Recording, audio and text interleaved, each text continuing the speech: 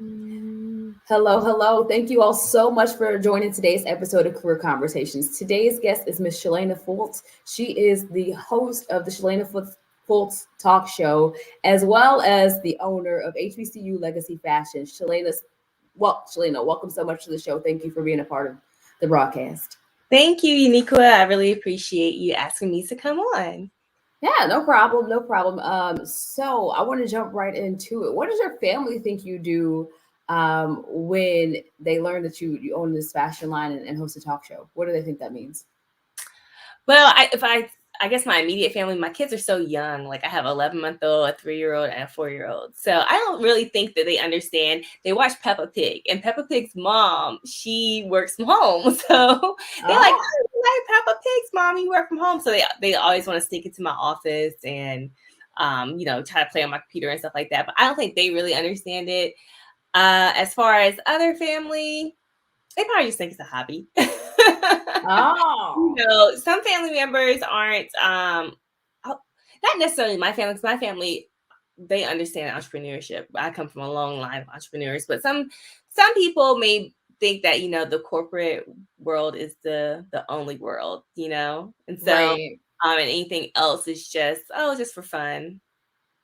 Oh, that's no fun. But I mean, it sounds like you come from a family, like you said, of entrepreneurs. Is there anybody in particular that inspired you to take this journey for yourself? So my grandfather was an entrepreneur. My all my uncles, mom, like everyone. So this is like the standard. There was always someone that had a business in the family, and so I mean, from an early age, I always knew I wanted to be a business owner. I never ever had dreams of doing anything outside of working for myself. Oh wow! So yeah, like never was this like a thing. Say that again. So this was never a thing where, okay, I'm going to go to college, get a degree, and go work at X company. This was, I'm making my own lane. I remember dating someone in college who went to a different school not too far from mine, and he was like, he wanted to just I was like, what do you want to do when you graduate? He was a business major. He's like, I just want to work for a nice Fortune 500 company. And I was like, oh, I was only didn't even think that was now I understand the corporate hustle, Yeah. But back then I was like, why would you go to school for business and want to work for someone else? That was my whole thought process as an 18-year-old. I'm like, you don't want to have your own business, you just want to work for somebody. So wow. I never ever had the desire to ever work in corporate America or work for anyone. Not saying I never did, because I had to, but never had that desire at all. Yeah. So can you tell me about your transition out of corporate America into your own business? What was that like? Okay, so there's a lot of back and forth with that, because sometimes I was never a full-time employee in corporate America. So I do contracts for corporate America, work as a consultant, but I never ever was a full blown out, I don't know, whatever people do in corporate. I was never there for years as a full employee. I would work as a contractor here and there.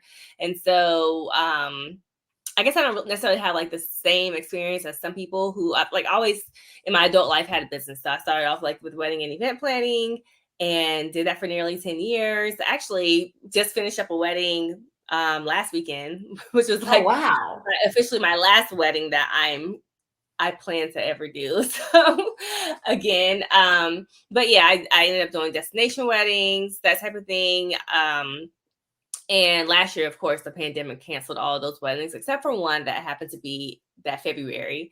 But in the transition of actually coming to realize that I did not want a career in wedding planning anymore, I just kind of had some self-reflection and decided that it just really wasn't what I wanted to do, and what I'm good at it. So I don't know if you've heard this or read this book called The Big Leap by Gay Hendricks, but he talks about your different zones. So there's your zone of excellence, and then there's your zone of genius. There's other zones before that, but the final two are zones of excellence and zones of genius. And so your zone of excellence is what you can just do in your sleep. You're good at it, but it doesn't necessarily mean that it's your calling. And then there's like your zone of genius, and that's like what you're really supposed to be doing. And it's how you're going to make a difference and a change in the world. And so I think a lot of people could maybe operating in their zone of excellence. It's like, you know, you wake up and you do this, like you're a project manager, or you're this in corporate America, and that's just like you're good at it. You've been doing it for years. You can do it in your sleep. I can plan a wedding in my sleep. I'm very good at it. But I knew there was something more, and I needed to make a different type of impact. Not to say that you can't make an impact, because obviously I made an impact on several couples, but there was something more that I needed to do. And after just doing like a little bit of self-reflection, even in 2020, I went through Marie Forleo's B School program, and that's where I kind of like gained clarity on what it was that I wanted to do. And so I knew that I wanted to help other entrepreneurs in some way, particularly female entrepreneurs and female entrepreneurs who happen to be mothers like us, because it's a balance. There's no balance, but it's a struggle balance. Yeah, just like balance, not really. You just kind of pick up when you're not going to work out today, and then pick it up when it needs to be picked up. Yes, and so that's where Cheylaina Fultz Talk Show came into play. I wanted to help new and aspiring entrepreneurs, and so I have different business owners and females on the podcast to share like their journey, how they've overcome opposition and evolved into such an amazing entrepreneur, powerful leader. So that was one way I wanted to like leave an impact, by showing other female entrepreneurs that, you know, you can do this. You can punch imposter syndrome straight in the face and get out. Right. Like it doesn't have to stop you. Right. Exactly. And, you know, there's always like going to be excuses there, but opportunities won't always be there. So it's important that you like write that vision, make it plain, and then just like go ahead and make it happen, let it manifest. And so that's really what my podcast is all about. But then there's also HBCU Legacy Fashion. So I am a third generation HBCU graduate. I went to North Carolina A&T, so Aggie Pride. Aggie Pride. I've interviewed another Aggie a few weeks ago. She was really? like, "Yeah, I mentioned HBCU Legacy Fashion Show." She's like, "I think I heard of that. Like, let me go look real quick, girl." I was like, "Oh, that's awesome." So, we'll talk offline. Okay, so yes. So 2019, I had 2 under 2, and I have 3 now. So I had 2 under 2 at the time. And I remember thinking, like, I wish someone made like really cute clothes for kids, like HBCU kids, like something that's not going to fade, like a t-shirt or a onesie. And if you make that, that's fine, that's cool. But I wanted something that kind of reminded me of like a Gap Kids or a Justice for Girls, but for HBCUs. And so I was like, wow, someone should really make that. Well, I decided to be that someone. So that's awesome. You said, well, here's a gap. I can feel this. And so what was the process like rolling out your brand? Like, did you kind of focus on a particular item first, or how did that work? Well, so in 2019, I looked into getting licensed and reached out to A&T to see how to do that. I got information about it, but I didn't do it then. I had the application and printed it out and everything. Well, it wasn't until 2020, in the midst of the pandemic, all this free time at home to think. And also pregnant, 5 months pregnant with my baby, who's almost 1, Cairo, and just stuck home with a 1.5-year-old and a 3-year-old and a big pregnant belly, throwing up 2 or 3 times a day.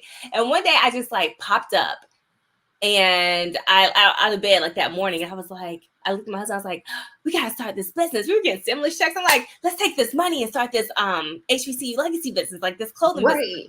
It's an opportunity for sure. Like, what are you talking about? I felt like I had to either do now or never. It's like, you have to do this right now. I literally like popped up. It's like I had like this vision. And I mean, that's how God speaks to me in like visions and stuff. And so I just like saw it. And I was like, the night before, the kids had been playing in my desk in my office, and there was papers all over the floor. And I was like, I need to go find that application. So I ran downstairs that morning as soon as I woke up to go look for the application. I go to my office, and all the papers are sitting on the floor, all the pile of papers that they took out of my desk. But the one paper on top was that application. It was just right there. Wow. So And I picked it up and I was like, okay, good. So then I'm calling. They're like, oh, well, we merged with another company. So I ended up contacting the new company to start the licensing process. Everything like a week. I had my LLC. I had like started working with an attorney to get the stuff trademarked. I was looking for manufacturers. I had hired a fashion designer. I just like went and did it. Like I just Full everything. on, like in a I gave week. them That my is ideas. insane. Yeah, I got my tech packs made and then started working on getting everything manufactured. I used my kids as my little fit models. I was really blessed because we know someone from our church who she was a VP in fashion at Justice for Girls for years. Oh, And wow. and all these other, because in Columbus, a lot of the headquarters for a lot of the different brands are here. The L Brands, Limited Express, Abercrombie, all these places are here. So she recently retired and we go to church together. She has like 2 shops in the city where like her own clothing line. And one day my husband was like, I was looking for manufacturers, and because it was a pandemic, you know, everything was on hold and it was really hard to get in touch with people. And he was like, why don't you contact her? Like, she probably knows, like she worked in fashion for 30 years. I was like, I don't know, think about that. So contacted her. She's like, oh yeah, I used to go to Hong Kong and Sri Lanka and all these places, you know, to make sure that everyone was in compliance to what she did at Justice, you know, the manufacturer and all that. And she's like, and I know some amazing people, got me in contact with them, and I was able to get these high quality jackets made. And I started off with toddler jackets because I had toddlers at home and it was, you know, we're in a pandemic. So it was going to be the easiest for me to be able to like get the fittings and everything done. But also because I wanted toddler clothes. I wanted cute. I love dressing my kids in cute clothes. People used to always ask, oh, where did you get this for your daughter? Or that. And so I was like, I'm going to start off with the toddler clothes. But then once people started seeing the toddler clothes, they were like, there was a demand for the youth. And then people were like, oh, I want one for myself. I want a jacket just right. Like, can we get some mommy and me things going on here? Like, so yes, that's what's coming next. So those are being worked on actually right now. And we recently, and I think you asked like about the process. So yes, I decided to start off with one jacket, the denim jacket. So I started off at my school because I, you know, had the largest audience there. So North Carolina A&T, and we have cute hoodies. Oh, it's got a hoodie? Nice. Yeah, so you can remove the hoodies, and now we have Central, because Central was like, where are our jackets at? Right, they're right down the street. Yes, Howard, we're here. Oh. Yeah. So, and then I'm girly girl. My daughter is too, and so we have like the little sequin. Oh. It's that would be so cute at like a football game. I know. And so then we're also working on, so start off with the denim jackets, but I also have these sequin bomber jackets that are really nice. See, you over here just starting stuff. People gonna be at the games, their little ribbons in their hair, just so cute. I know, right? That's the eagle. It's flip sequence, so it changes colors like when you. Oh, nice.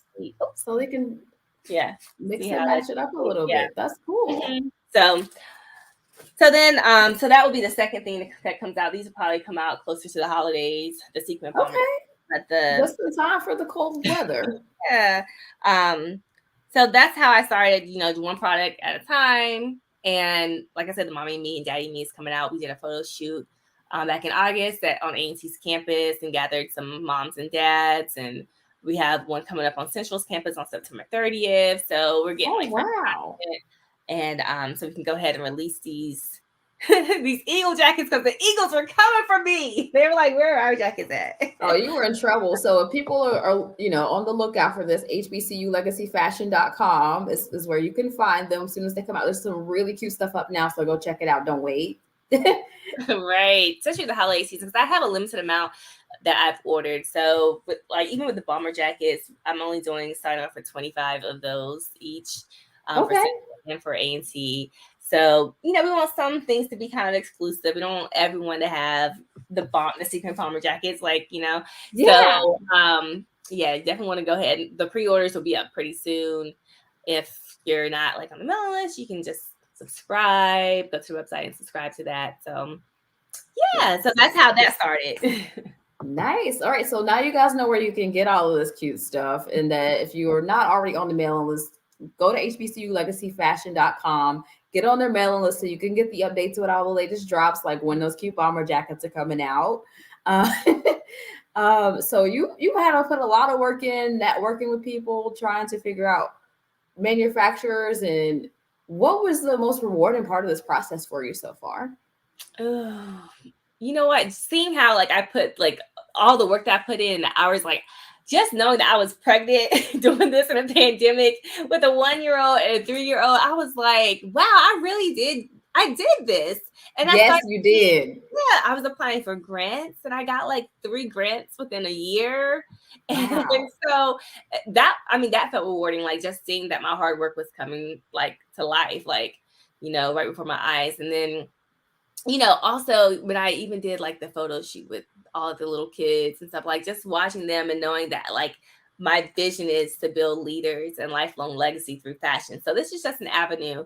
I started a nonprofit to go along with it. So HBCU Legacy Scholarship. And back in February, I, submitted all the paperwork for that to become a 501c3 status. And by May, I had that status. That was very rewarding as well. So I've been like communicating with large corporations so we can get like some funds and get these future HBCU graduates in school and not have to worry about working while they're in school, not have to worry about student loans when they come out. So that's also something that's I'm really excited about, is to send students to college. Oh, I got chills. Like that's like building a legacy on like a whole nother level. Yes. So tell me, where do you find the time and the energy to do all this when you've got 3 little ones? What is the trick? I don't know, but so there is no trick. It's like you have to kind of either get up before they get up. So sometimes it's like 5 o'clock in the morning. Sometimes it's like now while my baby's asleep, sleeping, nap time. And then, but also you do need to make sure that you have some type of additional help that you can like, delegate. So even if that's like you're only hiring a virtual assistant for 5 hours a week, you go on Upwork or Upwork.com or Fiverr or something like that, because you just need some help with your graphics or this, that, and the other. So because you can't do everything. So you do need to delegate. Smart women just look, get help. And I think that's something that a lot of people struggle with. They're like, I want to do everything. It's like, well, you can do everything, but how well does it get done? And for me, I've always struggled with the whole asking for help. But once the second child came along, I was like, oh, 2 in the shoes is a lot. I started like embracing it. But then when the third, and whoever told you that going from 2 to 3 was easy, they lied. I'm here to tell you that it's not true. Oh, no. It's a lot. I mean, and I think it depends on the age group, because mine are all really small. And so maybe if you have like a huge gap where you have like a 10 to 12-year-old and now you're going to like, I think that's different. So when you have as many kids, it's not like I have a ton of kids, but you know what I mean? When you have like a whole bundle of children, then you definitely need to make sure that you are finding some time to rest, or you'll go crazy, or you'll burn out, and make sure you're delegating. No, don't be afraid to ask for help. Do not be afraid to ask for help. That is excellent advice. I think even for people who don't have a little, little troop of kids, they're so cute though. I've seen some of their pictures. Oh my gosh. Let's see. So we talked a little bit about the fact that you never wanted to work in corporate. Did you ever like have a daydream about what kind of business you would start as a kid? Oh yeah. So the crazy thing is, when I think about all the different things that I wanted to do as a kid, it's like I'm doing them, because 3rd grade I used to say I wanted to be a fashion designer. Oh, wow. And like somehow I've become one. Like I started like designing these clothes last year, and I thought about it and I was like, I said I wanted to do this when I was like 8 years old. Aww. And so that definitely always wanted to have a business. I used to like dream of, like as a kid, I would like pray for like homeless people and like dream of like these hotels and stuff that people could like live in. I don't know. That was a kid dream, but I think it also had something to do with me like wanting to make a change in the world and like impact people and help people in some type of way. So yeah, always had, I don't know, different types of dreams of I had my own talk show as a kid too. So like, Wait, you had your own talk show as a kid. Tell me more about this. in the living room, I had my show in our living room. My brother got this camcorder for his birthday one year. And Oh. I wish we still had those tapes. And so record my pretend show, my talk show. Oh wow. So, yeah. So you like become the things you wanted to be when you grew up. You've got a talk show now. You're a Right. fashion designer with HBCU Legacy Fashion. Yeah. So what advice would you give to someone that's interested in becoming either a talk show host or fashion designer? Just do it. I mean, I think the first step is to write it all down. And you definitely want to make sure if you're, starting like a business, like you want to make sure that you have a business plan. And it doesn't have to be 10 pages, but you definitely need to understand what your mission is, your vision statement, like your goals, short and long-term goals, who you want to reach, your target audience, because you have to have a voice. You have to have one person that you're looking at, that you're talking to, whether or not, other people be listening, but you need to target somebody, because if you're talking to everybody, then you're not talking to nobody really. Like, right. You can't go, I want everybody to buy. It's like, well, that's right. not really how this works. You have to target You're going someone. to struggle to sell. Yeah. So really writing it all out, get it all out of your head and onto paper. I really believe that, you have to write the vision and make it plain. And that's the first step, really. Writing it all down. Like, get it out of your head. Get out of your head all of like the, I don't know, negative thoughts that you have, the mind trash that you may have, the reasons why you can't, the excuses. Like, just get it out and do it and write it. So I always say to repeat the opposite of what you think in your head. So if you're thinking like, oh, I can't do this because I'm too tired. Oh, I have so much energy, I can do this, because you're manifesting out of your mouth, like, and so you have to say it, because there's power in your words. There's definitely power in your words. So what are some of the things you find yourself saying to yourself regularly to stay encouraged? All types of stuff. Like, I have to tell myself that, I can do this. I was born to do this. God didn't give me this desire. He didn't put this vision in my mind if he did not want me to complete it. He knows the plans that he has for me. So, just repeating scripture, repeating affirmations. One of mine that I have up here is I will win if I don't give in. So nice. I will win if I don't give in. So you'll reap a harvest if you don't faint. Yes. Just working. So yes. Okay, so we talked about you becoming a designer when you grew up in a talk show. We've talked about your affirmations and your process.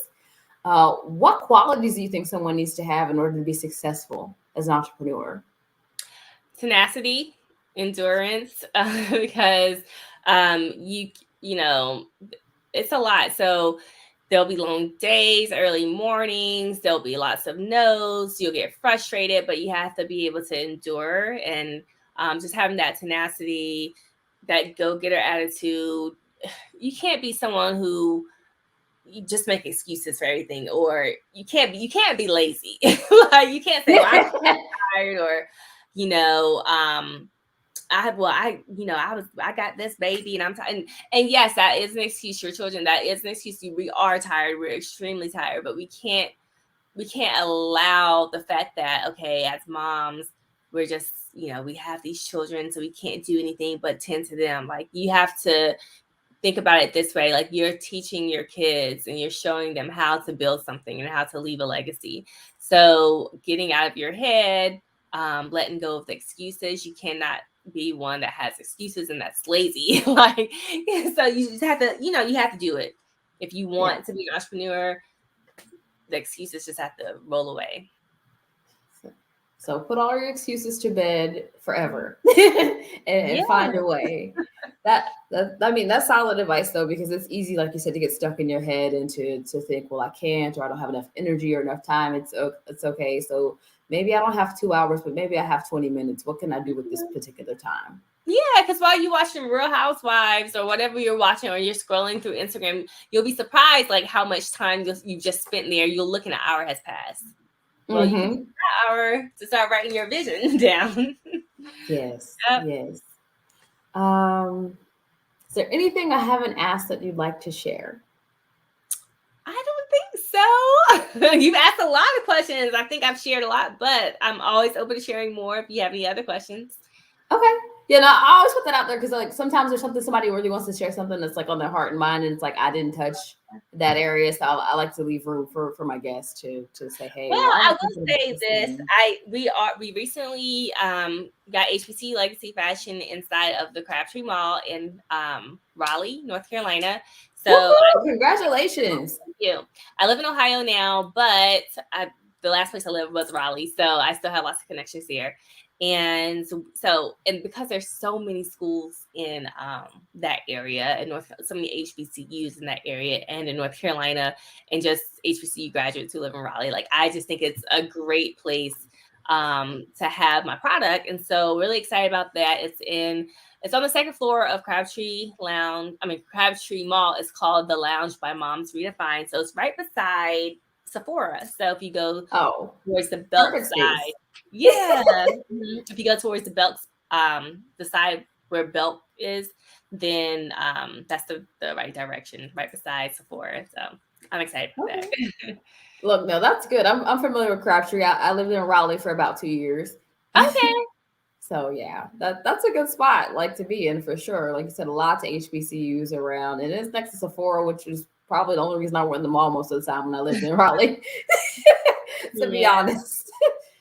So that is really exciting. If I don't have anything else, I want to thank you for being a part of the show. Thank you for sharing the way that you're building a legacy. I'm super proud of the work that you're doing. Please keep going. It's so important. Thank you so much.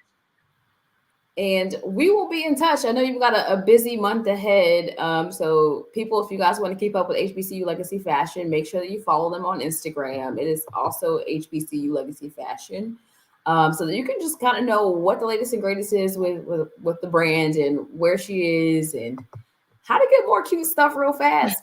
I'm Unica Walcott. Thank you all so very much for being a part of today's episode of Career Conversations. If you want to get in touch with Cheylaina, I've told you where you can find her on Instagram and, of course, HBCULegacyFashion.com. Until next time, have an awesome day. Thank you.